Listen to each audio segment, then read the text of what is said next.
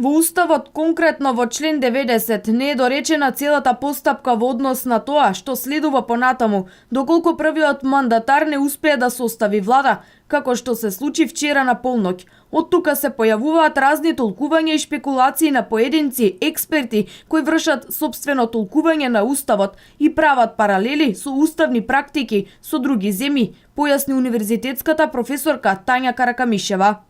Веднаш кажав дека тие уставни практики се добри како репер кога ќе се подготвува новиот устав, пошто очигледно нашиот устав е недоречен и фаличен во овој дел од постапката, што доколку првиот мандатар не успее да состави влада. Ние немаме натамошна доразработка на постапката, немаме уставни норми кои ќе ја доуредат постапката како во овој случај, што потоа.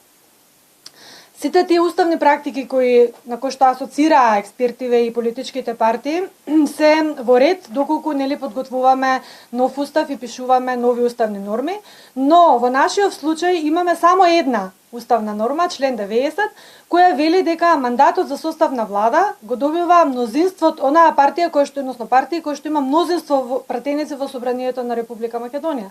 Што значи дека самиот устав асоцира на тоа дека само изборниот победник го добива мандатот за состав на влада. Единствен излез е да се состане собрание и да се распишат нови избори, рече универзитетскиот професор Александар Климовски во интервју на телевизија Нова.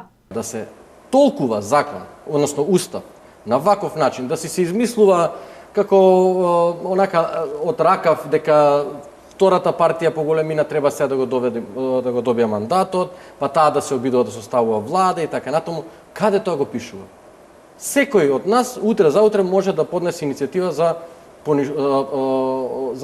овакво противуставност на таа одлука, на собранието за избор на тој тип на избор на влада. Затоа што доверувањето на мандатот е ригидна процедура.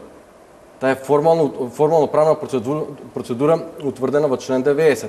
Член 90 е таков каков што е. И тој надвор од таа норма не може да се излезе.